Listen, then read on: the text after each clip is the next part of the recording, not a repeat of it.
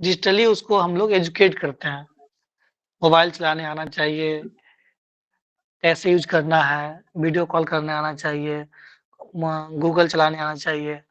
आप किसी भी जो भी सुविधाएँ हैं इंटरनेट पे आप खुद से अप्लाई कर सकते हैं। तो डिजिटली उसको एजुकेट करना है कि डिजिटली वो सर्विस लेने के लिए सक्षम है कि नहीं, उसको कैसे जानकारी देना है। ठीक सर है, आगे सर बढ़ते हैं। एक चीज हम हाँ, प्राइवेसी पे बताते हैं। सर मैंने हाँ बताइए। न्यूज एट नाइट प्रोग्राम के तहत मैंने इसे पढ़ाया भी था। ऐसा है कि जो डेटा सुरक्षा की बात कर रहे हैं, प्राइवेसी का मुद्दा क्या है, इसको इस तरीके से समझें कि आंध्र प्रदेश में अभी एक घटना घटी कि आप जो रजिस्ट्री ऑफिस जाते हैं तो अपना वहां पे रजिस्ट्री करवाने, जब जमीन खरीदते हैं तो रजिस्ट्री करवाने के लिए आपको पांचों अंगूठा उंगली का जो है कि फिंगरप्रिंट देना पड़ता है। साइबर चोरों ने क्या किया, रजिस्ट्री ऑफिस के अधिकारियों से मिल करके, कर्मचारियों से मिलके उसका जो फिंगरप्रिंट था उसको बाहर निकाल लिया। सेम टू सेम फिंगरप्रिंट का क्या किया कि सिलिकॉन के माध्यम से वो फिंगरप्रिंट बन जाता है और फिर आपका आधार ये बैंक डिटेल जो है कि आपके किसी और जगह से निकाल लिया और आपके बैंक के सारे पैसे को उन्होंने उड़ा दिया। ये है डेटा प्रोटेक्शन और डेटा प्राइवेसी। प्राइवेसी का मुद्दा यहाँ हर्ट करता है आपको कि आपने किसी को अपना बैंक अकाउंट नंबर दिया, वहां से आपका बैंक अकाउंट नंबर ले लिया, रजिस्ट्री ऑफिस में अपना जो है कि फिंगरप्रिंट दिया, वहां से उन्होंने आपका फिंगरप्रिंट निकाल लिया और फिंगरप्रिंट को क्लोनिंग होती है उसके सिलिकन से वो बन जाता है फिंगरप्रिंट, उसको बना के आपके अकाउंट के सारे पैसे निकाल दिए उन्होंने। तो डाटा प्रोटेक्शन और डाटा प्राइवेसी जो है यहाँ से बहुत इंपॉर्टेंट तरीके से आपको समझ में आ सकता है। Okay sir. ठीक है, हम लोग आगे बढ़ते हैं। दूसरा प्रश्न है, how does E technology help farmers in production and marketing of agriculture produce? कृषि उत्पादों के उत्पादन एवं विपणन में ई तकनीक किसानों को किस प्रकार से मदद करती है, इसे समझाएं, एक्सप्लेन करें।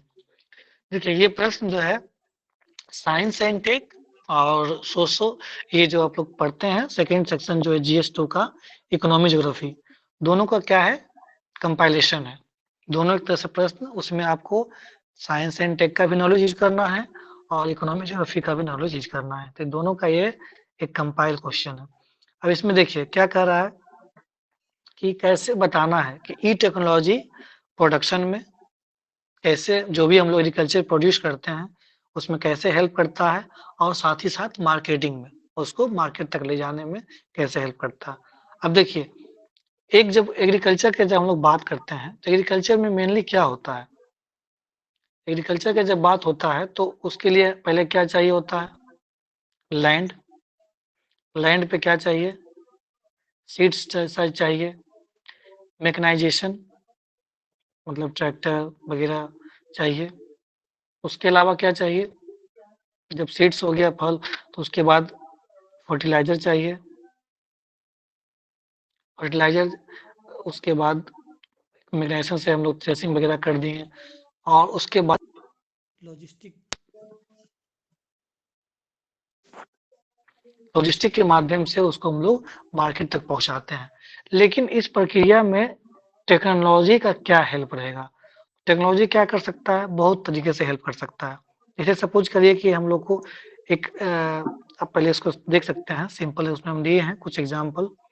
इंट्रोडक्शन में देखिए, according to Dalwai panel committee, एक दलवई कमेटी था, उन्होंने ई टेक्नोलॉजी पे बात किए थे, तो बताए थे कि टेक्नोलॉजी जैसे कि ICT, सैटेलाइट, जो भी है AI है, would help us to address the present challenge such as lack of access to input। देखिए अब हमारे पास एक हाई क्वालिटी सीड नहीं होगा, हमारे पास फंड मतलब किसान के पास हाई क्वालिटी सीड नहीं होगा, एक उच्च क्वालिटी का ये लैंड नहीं होगा, मैकेनाइजेशन मतलब उसके पास अच्छी क्वालिटी का ट्रैक्टर नहीं होगा, मतलब मशीन नहीं होगा। तो क्या होगा उसको, अब उसका लॉजिस्टिक वे, जब वो एग्रीकल्चर प्रोड्यूस हो गया उसके बाद वो जो एक्चुअल मार्केट है वहां तक पहुंचने के लिए, या उसके पास व्हीकल हो या एक अच्छा रोड हो, तो ये सब कंपलसरी चीजें हैं। ये सब तो कब हेल्प, ये सब टेक्नोलॉजी में कहीं ना कहीं हेल्प करेगा। जैसे हम लोग क्या करते हैं कि टेक्नोलॉजी के माध्यम से, जैसे किसान कॉल सेंटर है, तो उससे क्या होता है कि फोरकास्ट पहले ही बता दिया जाता है, पूर्वानुमान, वेदर कैसा रहेगा, कब तक मानसून आने की संभावना है, उस अनुसार से किसान अपना एडजस्ट करते हैं। तो ये बुआई करते हैं। तो ये सब चीज़ें हैं कि टेक्नोलॉजी के माध्यम से बहुत चीज़ें को आसान बनाया जा सकता है। ड्रोन ड्रोन के माध्यम से हम लोग एक तरह से कैलकुलेट कर सकते हैं कि लैंड का क्या कंडीशन है, कितना नमी है, सेंसर है, ड्रिप इरिगेशन होता है, जो जाकर के एकदम प्लांट के जड़ में ही पानी का ही बचत होता है। तो बहुत सारा टेक्नोलॉजी है, वर्टिकल फार्मिंग है, हाइड्रोपोनिक्स है, एक्वापोनिक्स है। तो ये सब कीवर्ड्स है, तो ये सब ई टेक्नोलॉजी कैसे हेल्प करेगा अधिक से अधिक क्या करने में, एग्रीकल्चर प्रोड्यूस करने में और मार्केटिंग करने में। तो ये चीज़ हम लोग देखेंगे। देखिए, पहला जैसे कि इरिगेशन। तो इरिगेशन क्या है? अब एआई टेक्नोलॉजी के माध्यम से, ड्रोन टेक्नोलॉजी के माध्यम से क्या कर सकते हैं, हम लोग जितना रिक्वायर्ड है उतना ही हम लोग वाटर देंगे, ताकि एक इफेक्टिव वाटर मैनेजमेंट हो, एक्स्ट्रा बेफिजूल का पानी बर्बाद ना हो। क्लाइमेट प्रेडिक्शन, ये टेक्नोलॉजी के माध्यम से अभी जो सैटेलाइट बेस्ड इंटरनेट है, स्टारलिंक है, या कम्युनिकेशन अर्थ, ईओएस, अर्थ ऑब्जर्वेशन सैटेलाइट, उसके माध्यम से हम लोग क्या करेंगे, कम्युनिकेशन सैटेलाइट है, उसके लिए क्या होता है कि आप उस जगह का एरिया का हम लोग प्रेडिक्ट कर लेते हैं, कैसा मानसून है, कैसा वहाँ का अर्थ का कितना ह्यूमस है, कितना ह्यूमिडिटी है, हर चीज पता कर सकते हैं। ये सब क्या है, टेक्नोलॉजी का तरीका है जिससे हम लोग चीज़ों को और आसान बना सकते हैं, एग्रीकल्चर की प्रोडक्टिविटी को और बढ़ा सकते हैं। ईजी फाइनेंसिंग सबसे इम्पोर्टेंट, फाइनेंस नहीं होगा, अब मान लीजिए किसान के पास फाइनेंस नहीं रहेगा तो कहाँ से वो सारा चीज़ें, चाहे वो सीड्स हो, चाहे वो फर्टिलाइजर हो, चाहे लैंड की अवेलेबिलिटी हो, ये सब के लिए क्या चाहिए, फाइनेंस करने के। तो फाइनेंस भी होना चाहिए उसके लिए, जैसे कि गवर्नमेंट उपलब्ध कराती है केसीसी, किसान क्रेडिट कार्ड। तो ये आप ई टेक्नोलॉजी और क्या मदद कर सकता है, मॉनिटरिंग ऑफ क्रॉप्स, कहीं कीड़ा तो नहीं लग गया है, मतलब हम लोग फसल का सही से मॉनिटरिंग कर सकते हैं, निरीक्षण कर सकते हैं। हाई यील्ड सीड, उच्च क्वालिटी का सीड होना चाहिए, जैसे कि जीएम क्रॉप्स होता है, जेनेटिकली मॉडिफाइड क्रॉप्स, उसमें हम लोग बायोटेक्नोलॉजी का हेल्प लेकर के एक अच्छी क्वालिटी का सीड्स। अभी फर्टिलाइजर चल रहा है नैनो यूरिया, मात्र 1 ग्राम, जो हम लोग एक जो बड़ा पैकेट जो होता है 55 केजी का, उसका अब काम करेगा मात्र 1 केजी, 1 केजी नहीं, सॉरी, 500 एमएल, मात्र 500 एमएल नैनो यूरिया। ये टेक्नोलॉजी है, जो हम लोग 50 केजी का था वो मात्र 500 एमएल का डब्बा में वो आ गया। That is the E technology. तो इन्वायरमेंटल मॉनिटरिंग, किसान कॉल सेंटर के तहत है, ई चौपाल है, बहुत सारे इनिशिएटिव है, उसके तहत क्या कर सकते हैं कि हम लोग एग्रीकल्चर प्रोडक्शन को बढ़ा सकते हैं। तो इसमें हम लोग ध्यान रखेंगे कि क्या-क्या मेन चीजें हैं, जैसे लैंड, लोकेशन, स्पेसिफिक इंफॉर्मेशन। इसमें क्या है, जगह, कब, कौन सा फसल वहाँ पे उगना चाहिए, किस वैरायटी का होना चाहिए और कब हम लोग उसको बोएंगे। एक किसान सुविधा ऐप आता है, तो ये सब नाम ध्यान रखना होता है। Facilitate physical delivery of inputs, प्रयास करना है कि हम लोग ऑनलाइन सर्विसेज के माध्यम से ही, किसान ऑर्डर किया ई नेम पे, हाँ भाई हमको इस तरह का सीड्स चाहिए, गवर्नमेंट जिस तरह से अभी हम लोग ऑर्डर करते हैं सामान आ जाता है, उसी तरह से गवर्नमेंट का ये प्लान है, उस तरह से कि सीड्स हो, फर्टिलाइजर हो, हम आसानी से ई नैम, भारत राशन, तो ये सब भारत रोशन है, ये सब पोर्टल है, इस पोर्टल के माध्यम से आप बैठे-बैठे किसान ऑनलाइन ऑर्डर करेगा, उसके घर तक पहुँच जाएगा। तो इस तरह के सर्विसेज ज़रूरी है, ताकि अधिक से अधिक प्रोडक्शन को बढ़ाया जा सके।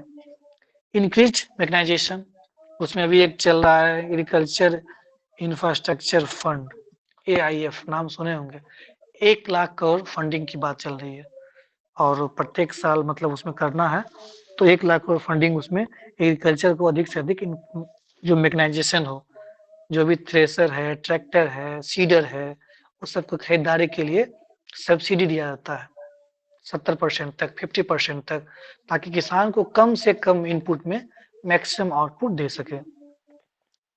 ये सब है, ये सब तरीका है कि कैसे ई टेक्नोलॉजी के माध्यम से प्रोडक्शन को बढ़ाया जा सकता है। आप ये देखिए मार्केटिंग, मार्केटिंग में क्या-क्या सकता है, जब हमारा फार्मिंग होने के बाद प्रोडक्शन हो गया, तो प्रोडक्शन होने के बाद उसको क्या करना है, मार्केट तक पहुँचाना है। अब मार्केट तक पहुँचाने के लिए क्या होना चाहिए, एक अच्छा लॉजिस्टिक वे होना चाहिए। लॉजिस्टिक में क्या मतलब होता है कि एक अच्छा वाहन मतलब होना चाहिए, सुविधाएँ अच्छी रोड होनी चाहिए, ताकि ईज़िली वे में उस गाँव से शहर तक पहुँचाया जा सके। अब उसके लिए क्या है कि किसान को नहीं जाना पड़े, वो कॉस्ट भी बच जाए। ई-नैम है, ओएनडीसी का मैंने बात किया था, ग्रामीण एग्रीकल्चर मार्केट्स, ये सब इनिशिएटिव है जो कि किया जा रहा है।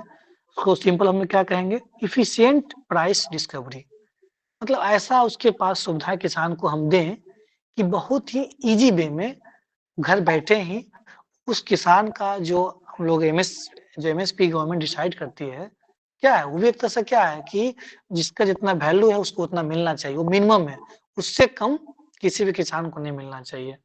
तो एफिशिएंट प्राइस डिस्कवरी मतलब उसको इतना ठीक-ठाक दाम मिले ताकि उसका प्रॉफिट हो, तभी तो एग्रीकल्चर करेगा, अदरवाइज़ क्यों करेगा फार्मिंग? तो ये सरकार का प्रयास है, उसी में कुछ-कुछ देखिए कि निंजा कार्ट है, टीसीएस आईटीसी का है, ई-चौपाल, ये सब इनिशिएटिव है। इसके तहत वो प्रयास कर रही है, नया-नया स्टार्टअप है कि जाकर के गाँव से ही जहाँ किसान फार्मिंग करता है, वहीं से उसका मटेरियल्स उठा लिया और उसको बस वहीं पे पेमेंट हुआ, उसके बाद वो मार्केट आ गया। मतलब किसान को कम से कम इनपुट देना पड़े और मैक्सिमम आउटपुट मिले। सप्लाई चेन मैनेजमेंट वही चीज़ है। बस ऐसा मैनेजमेंट हो जिसमें मिडल मैन का कम से कम रोल हो और इसमें देखिए लिखा है help to reduce food waste and improve food safety. According to WEF world economic forum का एक ये डेटा है, उसमें ये कह रहा है कि फूड वेस्ट भी जो हम लोग अभी भी फूड वेस्ट इतना करते हैं, उसको कैन बी रिड्यूस्ड बाय 50%। अगर हमारे पास ये टेक्नोलॉजी हो, तो जो फूड वेस्टेज होता है, जैसे कि मान लिए कोल्ड चेन नहीं होता है, वेयर हाउस नहीं होता है, उसकी वजह से क्या होता है कि रखे-रखे, चाहे एफसीआई में हो, चाहे आलू हो, मतलब बहुत चीज़ें सड़ जाती है। क्यों? हमारे पास उतनी टेक्नोलॉजी नहीं होती है। सेंसर से पता नहीं लग पाया कि कितना टेम्परेचर है, हमारे पास अच्छा टेक्नोलॉजी हो, अच्छा सेंसर हो, तो मान लिए उससे पता चल जाएगा कि कितना हमको टेम्परेचर पे रखना है ताकि आलू खराब ना हो, गेहूँ खराब ना हो, उसमें कीट नहीं लगे। तो ये सब टेक्नोलॉजी है, ये टेक्नोलॉजी के माध्यम से किया जा सकता है। मार्केटिंग एंड प्रमोशन बाकी तो डिजिटली फेसबुक, इंस्टा जितने भी सोशल मीडिया प्लेटफ़ॉर्म हैं, उसके तहत प्रमोशन किया जा सकता है। फैसिलिटेट हाँ, ये बहुत अच्छा पॉइंट है। इन्वर्स फॉर्क टू फार्म देखिए फॉर्क टू फार्म, फॉर्क मतलब जो हम लोग खाना खाते हैं, वहाँ पहुँच गया। तो ये उल्टा कर रहा है, फॉर्क टू फार्म मतलब जो हम लोग खाना खाते हैं, जिस तरह से हमारी शॉपिंग करते हैं, तो हमारी क्या चॉइस होती है कि हमको इस तरह का पहनना है, उस तरह का पहनना है, उस अकॉर्डिंग कंपनियाँ बनाती है। ठीक उसी प्रकार से उल्टा जस्ट ऐसे तो अभी क्या होता है, जो किसान ने प्रोड्यूस किया, वो पहुँच गया मार्केट में, मार्केट से पहुँच गया घर में। अब उल्टा चलेगा, नहीं, हमको इस तरह का हमको ऑर्गेनिक फूड चाहिए, हमको उसमें न्यूट्रिएंट्स पर्याप्त मात्रा में चाहिए, फोर्टिफाइड क्रॉप्स चाहिए। तो अब क्या है inverse fork to farm, demand based production होगा। किसान उस तरह का प्रोडक्शन करेंगे। कब होगा? जब फार्मर भी डिजिटली एजुकेट होंगे, बाकी तो जो कस्टमर है वो तो एजुकेट हैं ही। तो ये भी एक अच्छा चीज़ है।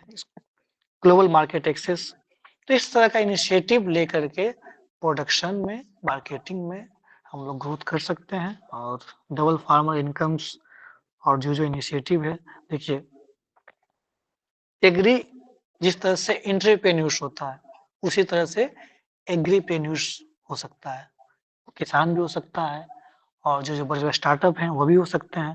तो इस तरह का हमको प्रमोशन करना होगा, उस तरह का हमको अवेयरनेस करना होगा कि इसमें भी लोग आएँ, एग्रीप्रेन्योर्स बने। एंटरप्रेन्योर्स तो बनता ही लोग, लेकिन नहीं, अब एग्रीप्रेन्योर बने। तो ये सब क्या है, आप जब क कीवर्ड यूज़ करेंगे ना, तो सब हम मतलब ऑटोमैटिकली आपका 1 नंबर, आधा नंबर बढ़ेगा, क्योंकि ये सब नया कीवर्ड है।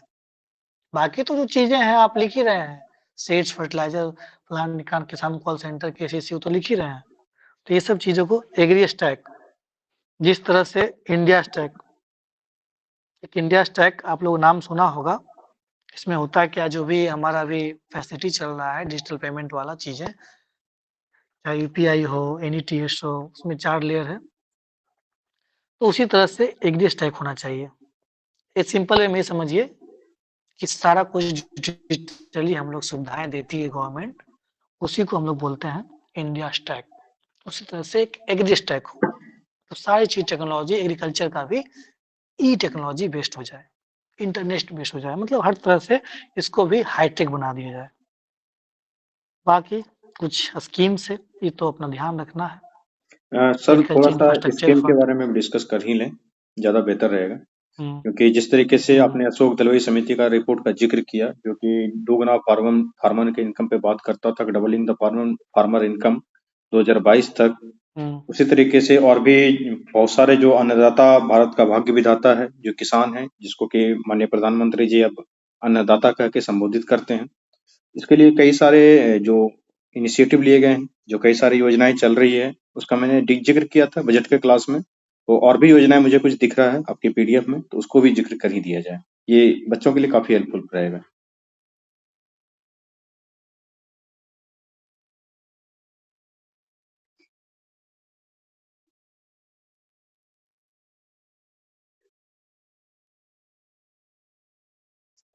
देखिए ये है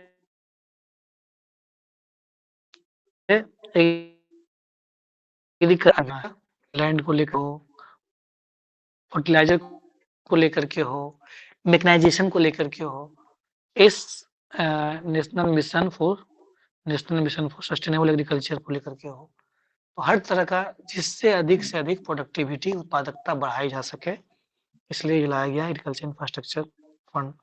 एफपीओ, फार्मर प्रोड्यूस ऑर्गेनाइजेशन, एक तरह का एक कोऑपरेटिव संस्था होता है, जिसमें एक ही मतलब कुछ किसान मिलकर के आपस में सारी सुविधाएं, मतलब वो अनाज को पैदा करना, उसको मार्केट तक पहुंचाना, एक संस्था है एफपीओ। एमएसपी जानते ही हैं, जो सबसे कम कीमत, मतलब एक ऐसा कीमत हो जिसपे हम लोगों को मिनिमम सपोर्ट प्राइस, किसान किसान से धान या जो भी अन्य तरह के जो भी प्रोडक्ट्स है उसको 24 खाद्य पदार्थ पे खरीदती। शायद दिया हुआ है। हाँ 24 कितने है। खाद्य? हम्म, देखिए, इसमें लूप होल है। एक तो 24 खाद्य पदार्थों की घोषणा की गई है, लेकिन जो प्रोक्योरमेंट सेंटर है वो 2 या 3 के लिए ही है, एक धान गेहूं और एक आध के लिए है, और बिल्कुल, सबकी उसमें है प्रोक्योरमेंट नहीं कुछ। होती है। और उसी के डिमांड को लेकर हम्म, के किसान बार बार आंदोलन कर रहा है। आप देख रहे होंगे कि हम्म, जो फार्मर प्रोटेस्ट 2.0 है, वो स्टार्ट होने वाला है 13 फरवरी को। वो लगातार सरकार का विरोध हो रहा है और सरकार भी इस चीजों को लेकर सतर्क है। दिल्ली बॉर्डर को सील किया जा रहा है, आप न्यूज में ये देख रहे होंगे। तो इसी एमएसपी का जो एक जिक्र है। और जो स्वामीनाथन कमेटी का रिपोर्ट था, जो एमएस स्वामीनाथन, जिनको का भारत रत्न भी मिल गया है, स्वामीनाथन कमेटी का रिपोर्ट जो 1.5 गुना एमएसपी का जिक्र करता है, वो उसके बारे में भी कभी डिस्कस करेंगे। तो एमएसपी जो है वो मिनिमम सपोर्ट प्राइस है। फसलों का कम से कम दाम तो इतना होना ही चाहिए। देखिए प्रॉब्लम क्या होता है, थोड़ा सा समझ लें। जैसे कि मान लीजिए कि आपने ज्यादा टमाटर उगा लिया, तो भी नुकसान है, क्योंकि टमाटर का रेट इतना कम हो जाएगा कि आपको उस रेट में बेचने में फायदा ही नहीं होगा। अगर आपने फसल कम उगाया तो नुकसान है ही। अगर प्रोडक्शन ज्यादा भी कर लें तब भी नुकसान हो, तो उस नुकसान से बचने के लिए सरकार जो है कि एमएसपी का घोषणा करती है, एक एश्योर्ड गारंटी देती है, मिनिमम इतना पैसा तो हम आपको देंगे ही देंगे। That is MSP. Okay sir.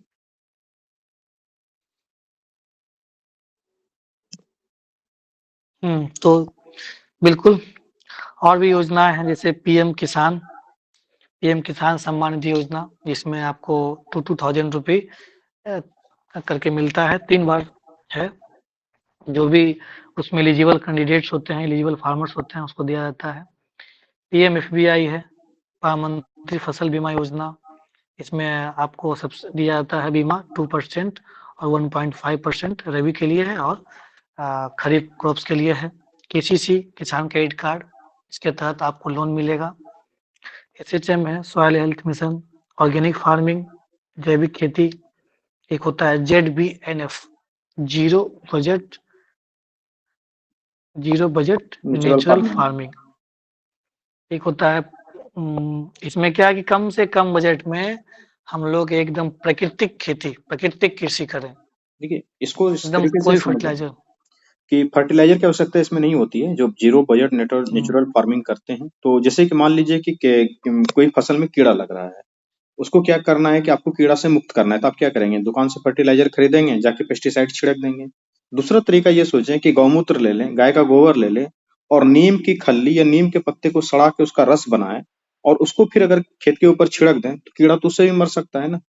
तो यही है ज़ीरो बजट नेचुरल फार्मिंग। इसमें मतलब कि बजट आपको एक भी पैसे नहीं लगाने पड़े। गाय का गोबर फ्री में मिल गया, गौमूत्र मिल गया, उसके बाद नीम की पत्ती फ्री में मिल गया। तीनों को चूर के उसको पानी में दे के फुला लें और फिर उससे छिड़क दें। तो यही है ज़ीरो बजट का कॉन्सेप्ट, यही कहता है। नीम नीम कोटेड कुछ बना था सर, देखिए सर, नीम बता कोटेड कैसे? मैम, वो नीम कोटेड यूरिया अलग चीज़ है। वो क्या रहा था कि यूरिया का जो इलीगल ट्रांसपोर्ट हो रहा था, वो बांग्लादेश और नेपाल में हो रहा था। यहाँ भारत में यूरिया जो है सब्सिडाइज्ड होता है, मतलब कि सरकार एक बोरा का दाम अगर 1000 रुपया है, तो सब्सिडी के तहत 400 रुपया में ही मिल जाता था। तो वो जो है कि ब्लैक माल मेल होके जाता था वहाँ। और दूसरा जो है कि बहुत सारे इंडस्ट्री में, जैसे कि शुगर इंडस्ट्री में चीनी में यूरिया मिला देता था ये लोग। इसके लिए क्या किया कि जो हम सब्सिडी देते हैं वो किसान के लिए देते हैं। ये बड़े-बड़े धन्ना सेठों और उद्योगपति के लिए सरकार सब्सिडी देती नहीं है, और ब्लैकमेल करने के लिए तो सब्सिडी बिल्कुल भी नहीं देती है सरकार। तो फिर सरकार ने क्या किया कि यूरिया में नीम कोटेड कर दिया। नीम कोटेड करने से क्या हुआ, उसमें तीखापन आ गया यूरिया में। आप उसको चीनी इंडस्ट्री में या कपड़ा उद्योग में यूज कर ही नहीं सकते हैं आप, सब्सिडाइज्ड यूरिया को। That is Neem coated urea, वो डिफरेंट चीज है। जीरो बजट नेचुरल फार्मिंग में जो मैंने बताया वो अलग चीज।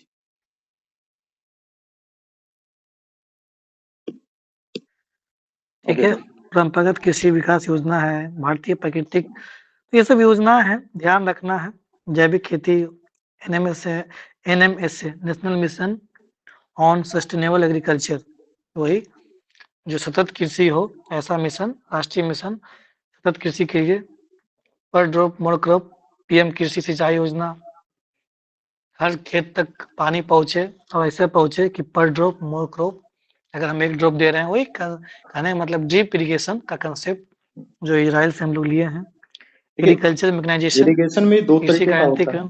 एक जो है हम्म, आपका फ्लड इरिगेशन होता है, जो कि आप खेत में सीधा सीधा पानी देते हैं, जो बिहार, यूपी और भी हम्म, जगहों पे होता है। जो नॉर्मल खेत पटाते हैं ना पानी, उसको जो है कि फ्लड इरिगेशन बोला जाता है। ये जो पर ड्रॉप मोर क्रॉप का कॉन्सेप्ट सर समझा रहे हैं, इसमें क्या होता है कि ड्रिप इरिगेशन होता है। इरिगेशन में फुब्बारा का सिस्टम लगा हुआ रहता है। दूसरा है कि वो बूंद बूंद पानी टपकते रहता है। इस तरीके का कई सारा कॉन्सेप्ट जो हमने इजराइल से इम्पोर्ट किया है, उसको यूज किया जाता है। Okay sir, continue. Agriculture sprinkle rain gun, mechanisation, जिसका मैंने, हाँ कुछ बोल रही है। रेन गन स्प्रिंकल, ये सब कुछ yes yes, irrigation. Rain gun का यूज किया जाता है। ओके। एग्रीकल्चर मैकेनाइजेशन, कृषि यांत्रिकरण, उसमें मैंने बताया अभी, ट्रैक्टर है, फीडर है, थ्रेसर है, उस पे सब्सिडी दी जाती है 50%, 60% जैसा प्रोडक्ट उस हिसाब से। ई नैम है, मैंने बताया है कि इसमें जितने भी आप एग्रीकल्चर मार्केट, किसान जो है आप इजीली यहाँ से डायरेक्ट वो सेल कर सकती है। उसमें APMC, agriculture produce marketing committee, पहले क्या हुआ करता था, एक मंडी हुआ करता था, उस सारे मंडी को एक तरह से इंटरलिंक कर दिया गया है, इंटीग्रेट कर दिया गया है, उसी का नाम है नैम। अब किसान आसानी से कहीं भी, पहले होता था कि जिस क्षेत्र के हैं उसी क्षेत्र के एपीएमसी में वो बेच सकते थे, अब क्या है, वो आप कहीं भी बैठे हैं, वो देश के किसी भी एपीएमसी को वो बेच सकते हैं।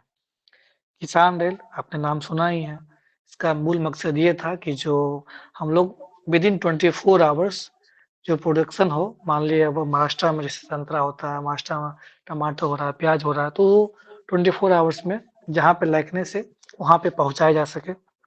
MIDH, mission for integrated development of horticulture, बागवानी का, उस खेती को भी प्रमोट करने के लिए ये स्कीम है।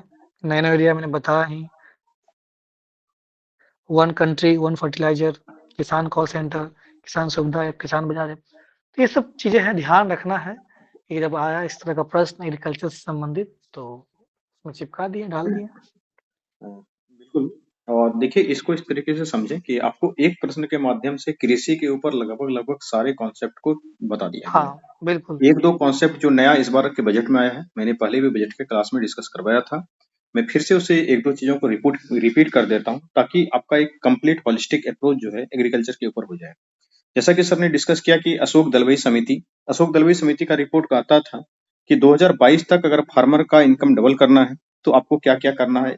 जो मैकेनाइजेशन का बात किया सर ने, या फिर जो जीरो बजट फार्मिंग को बढ़ाने का बात किया सर ने, उस तरीके से था। लेकिन अनफॉर्चुनेटली किसान का इनकम तो डबल नहीं हो पाया, बट सरकार अच्छा प्रयास कर रही है। और अशोक दलवई समिति के रिपोर्ट के अनुसार से ही एक चीज आया था कि अगर भारत के विकास दर को 10% रखना है, जीडीपी ग्रोथ रेट को 10% रखना है, तो जो कृषि निर्यात है उसको 15% करना ही पड़ेगा। टोटल एक्सपोर्ट में 15% एक्सपोर्ट, 15% जो निर्यात होगा वो सिर्फ और सिर्फ कृषि उत्पाद हो, तभी भारत का विकास दर 10% हो सकता है। और श्री अन्न को लेकर के इस बार के बजट में एक नई घोषणा की गई है, जो जैसा कि मैंने बताया था कोडेक्स एलिमेंट्रीज, जो कि एक संस्थान है, वो 1963 से ही काम कर रही है। वो क्या करती है कि जो खाद्य पदार्थों का मानकीकरण होता है उसके ऊपर काम करती है, और भारत को एशिया के लिए वर्ष जो है श्री अन्न का मानकीकरण करने के लिए चुना गया है। जिस तरीके से हमने फूड प्रोग्राम का जिक्र किया था, वर्ल्ड फूड प्रोग्राम, जिन्होंने कहा है कि हम जो है कि भारत से बाजरे खरीदेंगे और पूरे अफ्रीका के और पूरे वर्ल्ड के भुखमरी को अगर मिटाना है तो बाजरा बहुत ही जरूरी है। बाजरा इन द सेंस कि श्री अन्न, जो भी मोटे अनाज होते हैं उसको प्रधानमंत्री जी ने नाम दिया है श्री अन्न, उस चीज को लेकर के। फिर नैनो यूरिया का सर ने जिक्र किया। इस बार के बजट में यह प्रावधान किया गया है कि नैनो यूरिया के लिए एक्स्ट्रा बजटरी एलोकेशन किया जाएगा। इस तरीके से चाहे श्री अन्न की बात हो या फिर अशोक दलवई समिति की रिपोर्ट की बात हो, और या फिर क्या कहते हैं नैनो यूरिया के लिए एक्स्ट्रा बजटरी एलोकेशन, अगर आप इस चीजों को ऐड कर देते हैं तो आपका 1 फरवरी तक का करंट अफेयर टोटल कंप्लीट हो जाता है इस चीज को लेकर के, आप एग्रीकल्चर को लेकर के। Okay sir, continue. बिल्कुल, श्री अन्न के बारे में इससे पहले भी चर्चा हुआ था। इंटरनेशनल ईयर ऑफ मिलेट्स मनाया गया था 2023, आप लोग जानते होंगे, अगर नहीं जानते होंगे तो ध्यान रखेंगे। वो और मोटे अनाज को लेकर के हम लोग बहुत ज़्यादा ही, खास करके वर्तमान सरकार, और एक बहुत ही अच्छा इनिशिएटिव है। बाकी हमने 2 प्रश्न डिस्कस किया, इनमें किन्हीं कुछ पूछना है, कोई अगर डाउट्स है, कोई प्रश्न है तो आप पूछें। शायद किन्हीं का अगर कोई सवाल है तो वो सवाल पूछ सकते हैं आप क्वेश्चन के ऊपर।